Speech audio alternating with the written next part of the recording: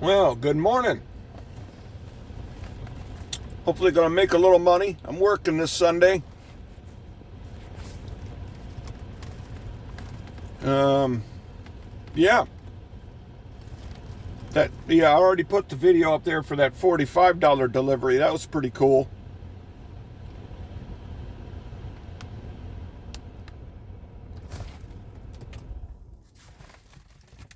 I was thinking, I don't try to be a guru because I'm not a guru.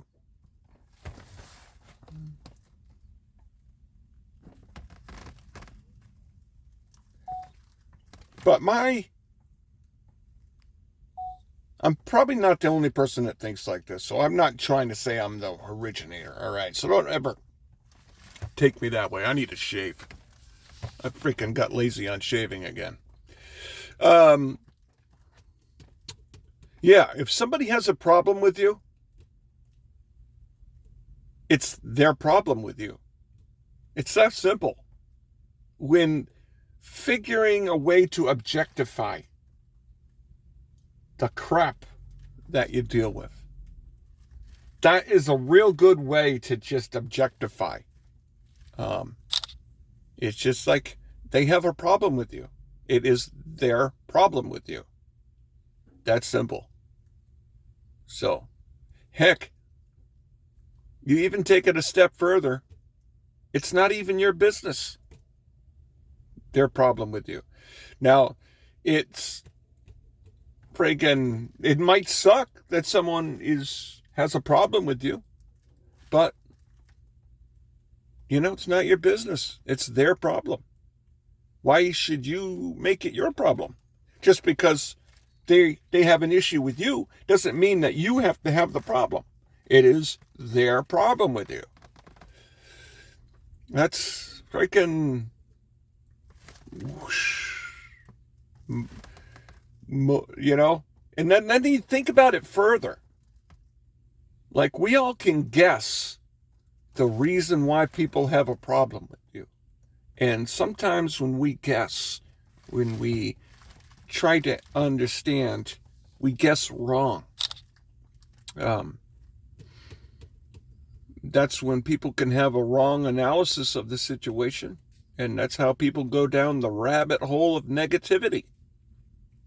But if you're thinking about it from an angle of it is their problem, not yours, don't make it yours, then you don't engage with it. Then you don't go down any rabbit holes that are going to lead you astray. Now, say if you have a person that's not necessarily like freaking doing evil acts, okay? I'm not talking extremes here. And maybe that's the reason why also like I've liked being an e-gig worker. Because it's easier just to work for yourself than have to deal with all this social stuff. Because it's probably the major reason why I've like changed so many jobs. Despite, being viewed as a good worker. It's because some people are really good at handling coworkers. And I'm not saying the coworkers I'm working with are bad. They're not. They're actually, of all the jobs I've had, the coworkers at this job are probably the best, hands down. I think maybe that's the reason why so many people outside the pension stay on the job, is because of the culture of the coworkers and how you get along. It's easy to pretty much get along. That ties into the thing too with joking around, how conflicts can happen where they might start in a positive. You're fucking with each other willingly, joking around, but then one of the two starts to not want to joke around anymore and says, okay. And the other person doesn't quite know when to put the brakes on to joking around. Now someone's getting buttered. That's I think how people can get into riffs where it starts off as innocent fun and one person wants to stop and the other person's messing around. You know what I mean? I think that is true. Yeah. keep it above the belt when you're joking around, kind of almost like, yeah, like finding a girlfriend. You got to know if the person likes you first, right? Before you ask her out, in a way, I guess. You got to know, right? You kind of that dance of mutual consent that's kind of not explicitly there, but yet you're both consenting, I guess. Yeah. So when you're joking around, you kind of know who you can joke around with when you both are joking around, but you would know who you shouldn't. It's not like you formally say, hey, can I joke with you? It's kind of, yeah. So you kind of use the same kind of principle. When you're messing around, joking around, and it's based on pride because you're fast and they're fast, and there's this kind of yin yang kind of like thing, So yeah, that's kind of a parallel kind of side street to the point. So I think that's another thing. It's like you have a point and you're talking about it, and there are these side streets that come from this point. So then you kind of get lost in the side street versus the main drag, and you kind of now branched off a little bit. So when it comes to people and getting along with people, and some people are very good at getting along and handling riffraff, ego, and people often see someone who is a blowhard, and the person is being a blowhard is not probably trying, maybe that person's not trying to make you look bad. They're just making themselves happy. But other people are social, and they'll take offense, and they start riffraffing, and that's how they have a problem with you. It's because they think you're fucking trying to make them look bad. Now they're fucking being all kind of uncooperative, and maybe even losing their cool on you. That's me. I've never lost my cool on a coworker. Really, actually, in my whole life, I'm pretty freaking smooth, to be honest with you. I don't flip out on people. So yeah, not on this job I haven't. Even when I got angry and I resigned that sharp hit, I didn't flip out on my boss. I'm pretty controlled, I'm not going to yell at somebody. You know what I mean? That's, yeah, but some people they do that. And that's, I guess, a flag. People, it's just, I guess, control, self-control, right? I mean, you got to be able to control yourself. I mean, if you're freaking losing your shit or whatever, you don't have control. And that's not your problem, it's their problem. That's their lack of composure. That you're venting your frustration because you don't have control over yourself, right? I mean, that's kind of, again, you can always go back to, like, that's their problem. They're having a problem of control. It's not your problem, it's their problem. It's their lack of control, not yours. Now, it becomes yours if you engage equally, right? It takes two to tango. It takes two to freaking lose control. So if you don't lose control and you keep your cool and you just like, whatever, walk away, then it's their problem, not yours, So you have this internal versus external, and people are external people, and they get offended, and that's a lot of the basis of their negativity. Is they're driven by ego outside of themselves, not from within. And they're freaking getting butthurt and offended. That's how the level of thought that can help you avoid conflicts that will happen in social situations. Um, and yeah, wrong assessments, and then feeding into negativity. I'm a pretty upbeat guy. I like positive stuff. I don't really have. Yeah, I just don't really care for negativity, to be honest with you. And so I guess that would be like a nifty way of like, hey, how do you avoid a person that you don't like, and you don't want anybody to get in trouble? Well, there's smooth ways to do it. Like, talk to the boss about like, hey, if there's a route that I can do that I don't have to pair up with somebody, can I have that route? Now, did you individually speak about anybody? Nope. They'll look at your seniority and be like, yep, and your performance, and they'll be like, yeah, here's a route that doesn't need being paired up. Sure. That's the smooth way to handle it. Now you're not engaging, and you're skillfully avoiding in a skillful way without having to make it personal. And then it becomes good that you can work with yourself, because it's easy. It's easier to work for yourself, by yourself. It's just, I respect people that can handle the social melee every day. A lot of this job, the reason why I like it is because I'm by myself a lot. It's tricky to be around people, man. And I've been around a lot of people in a lot of jobs. And I've been a temp worker at a lot of jobs. And those jobs produce a lot of riffraff, where people get explicit, not just inferred or implied, that you're inferring on their implications, where they'll be like, at you directly. And it's based on, because you put effort. And yeah, it's tricky to handle that kind of crap.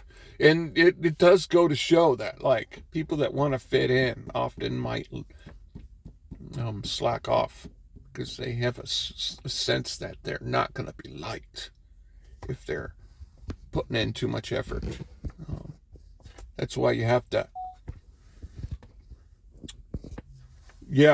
get out of that. Try to just be motivated from within yourself and kind of objectify other people. You're not here to please others. You're here to please yourself. And maybe a lot of people that have gotten themselves in trouble, if they've thought about it this way, maybe they would have been able to have objectified the situation and not gone down the negative rabbit hole of doing stupid shit because they feel disrespected, So, yeah, then you feel grateful that you didn't become part of the problem. You just avoided the problem because it's not your problem. It's kind of like a universal fits all, kind of like, yeah, it's their problem, not yours. Don't make it yours. Avoid it. That's their problem. You know what I mean? Diffusion of responsibility is often good,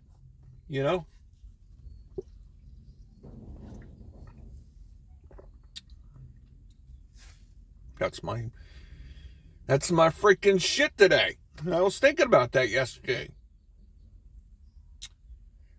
Someone sent a mass text to boss, and he changed the schedule, and I was just joking around about the start time, because I told him, I'm okay, yep.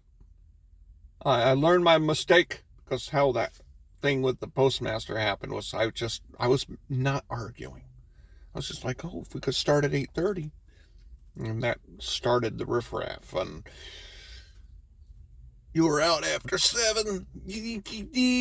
And then I was like, well, yeah, I hear your point. And then you need to stop. You need to listen to what the heck I'm saying to you. And I'm like, well, okay, now I'm in an argument. And I'm like, holy shit, I didn't realize I was going to be in an argument. So I'm just joking around. I didn't go into that. I'm like, okay, I learned my lesson. But it's, I don't text one-on-one, but yet when it's a mass text, it's all of a sudden like it's social media.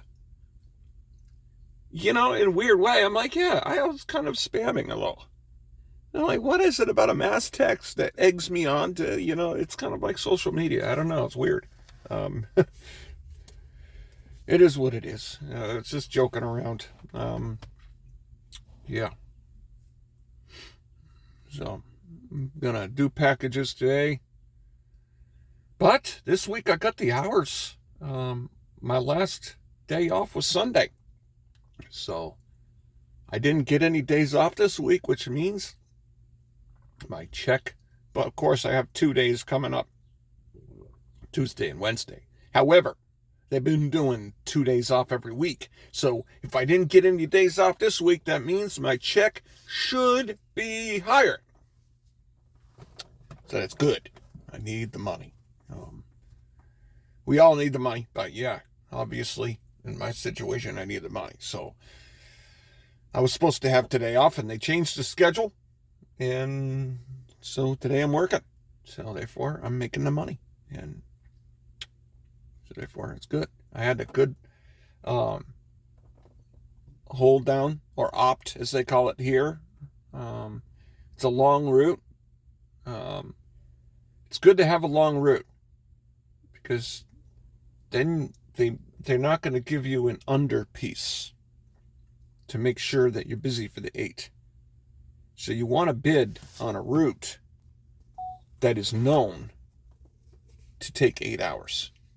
Then you're not going to get the under piece. Then when they give you a piece, you get the overtime piece. So you can get a real cushy cupcake route, but then you're always going to get that under piece. That's not overtime piece. That's something to think about. And also, bid on everything.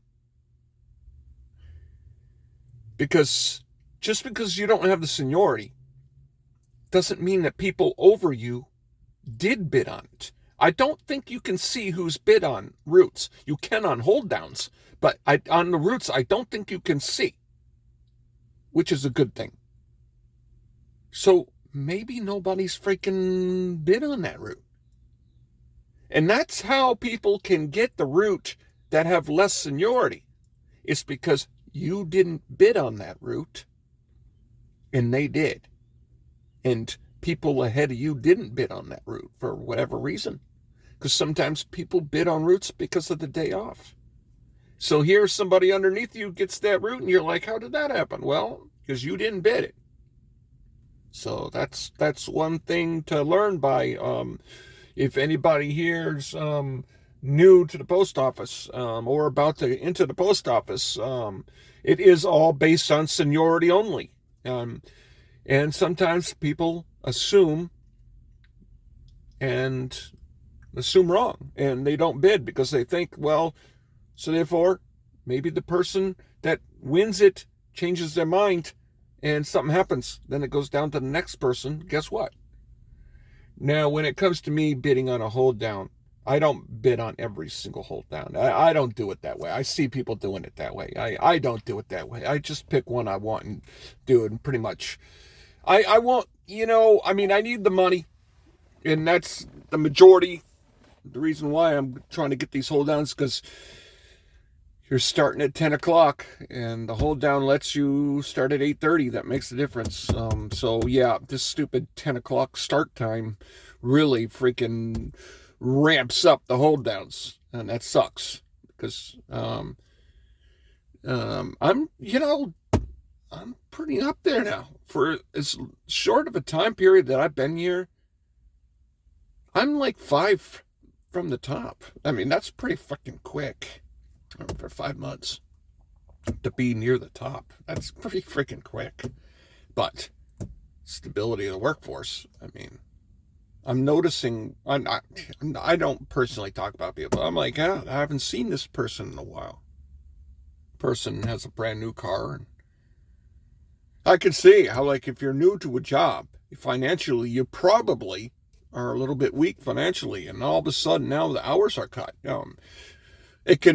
That can make people have to have to leave the job. I mean, you got to pay your bills. So some people are forced off the job because all of a sudden now you're starting at 10 and you're getting 2 days off. You got to pay your bills, and you don't know what their situation is, and they got to pay their bills, and so therefore they have to look for work. I mean, that's just the reality of life, right? And so therefore they find something that pays more, and they got to do it. That's what you got to do. So therefore, yeah, that's cutting the hours like that is kind of probably enhancing the rate of seniority going up and conversions. Because people just sometimes in their situation cannot afford to take that cut in hours. You got to make money. And getting under 40 hours anywhere, and especially here in California, you're going to have problems paying the bills. It's expensive here. It's expensive. It is what it is. It's expensive everywhere. But, yeah, it is what it is. So that's my words of wisdom today that I think about when I'm working. Dealing with people and their egos, But package day, I don't know why I hate it. It's easy money. It's just dropping a fucking package. I don't know. It is. But I'm doing well discipline-wise, spending-wise. My sister bought me a Starbucks card that, I don't know, she must have put a lot of money on it because I've been drinking free coffee for 2 weeks. So,